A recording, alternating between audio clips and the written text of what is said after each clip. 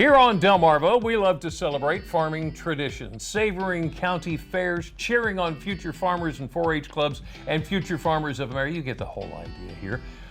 But farming has never been easy. Oh no, it could even be tumultuous at times. It's full of ups and downs, new tech, new regulations, new competition.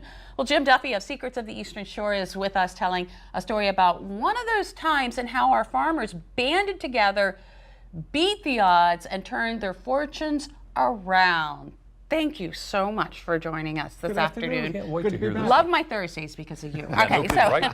this is kind of a Christmas in July story, isn't it? It is. I take it you've seen It's a Wonderful Life? Oh, yeah. Yes. You remember how Mr. Potter owned the bank and everybody was kind of getting ripped off in Bedford Falls, and Right. then George Bailey comes in and gets the whole town together and forms Bailey Building and Loan, Yeah. and kind of saves the day. This is an Eastern Shore version of that story. Okay.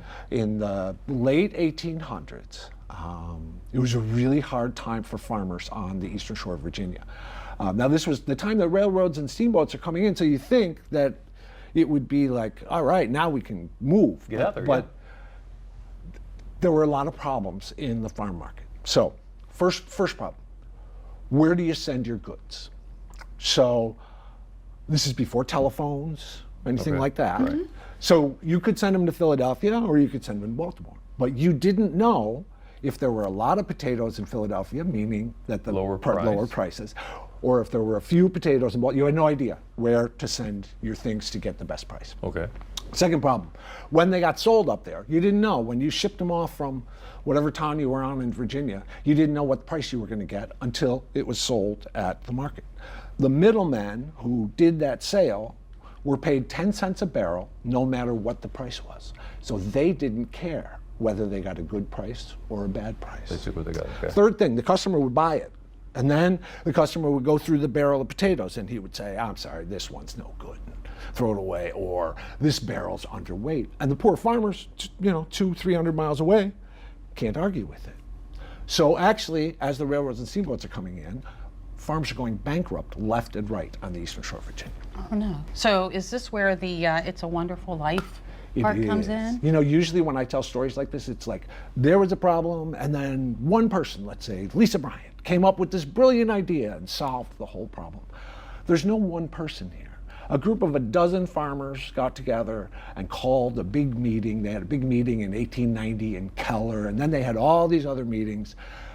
And they came up with these ideas that really had no precedent anywhere else in the country for how to handle their problems. So they formed a thing called the Eastern Shore Produce Exchange. Farmers paid $5 a year to become members. The first thing they did was they used that membership money to hire somebody to sit in the telegraph office all day, every day, figuring out which prices were in which cities and where everybody should ship their potatoes. Okay. Second thing they did, the big city middlemen, they got rid of them. They hired their own middlemen in the big city, and they structured their pay in a way so that the best price got them More money. more money. Okay. Third thing they did, they established a brand. It was called Red Star Potatoes. No potato left the Eastern Shore of Virginia, no barrel left unless every potato was perfect and the weight was perfect. And if anybody up in the big city said, oh no, this is underweight or these are bad potatoes, they had that middleman they hired right there to say, oh no, all these potatoes are perfect. They did lots of other things too. They marketed potato chips and potato salad. They did advertising campaigns. Really? Because they wanted the imperfect potatoes, they wanted to sell them too.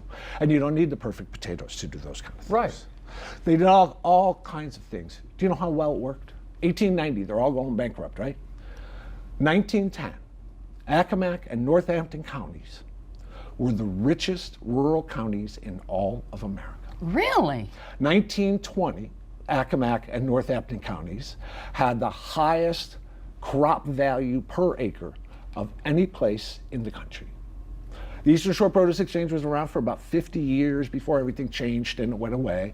And there's one historian who estimated it brought in, I think it was $500 million. Wow. They did all kinds of stuff. And there's no singular hero. It's just a bunch of our farmers down in Virginia outsmarting all those Mr. Potters in the big city. Teamwork. Good stuff, huh? Teamwork makes the dream work. Makes right? the dream work. Jim Duffy, thank you so That much. was, wow. It's a wonderful I'm story. gonna hang on to that one for a while.